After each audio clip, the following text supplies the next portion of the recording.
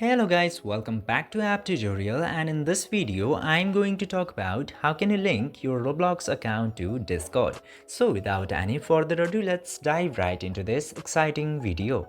Now, in order to do this, you just simply have to open your Discord application, and after opening the Discord application, go over your profile picture, and after that go to settings. And now, after going into settings, you will get the option of connections. Tap into connections button and then tap to the add button into the top right corner.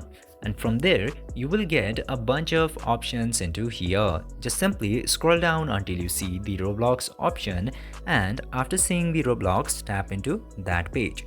Now, after coming over this page, just simply sign up your Roblox account into here, and your Roblox will successfully be linked with your Discord. I hope this video was informative and helpful for you. If yes, don't forget to like, share and subscribe to the channel to never miss another update. Thank you for watching the video.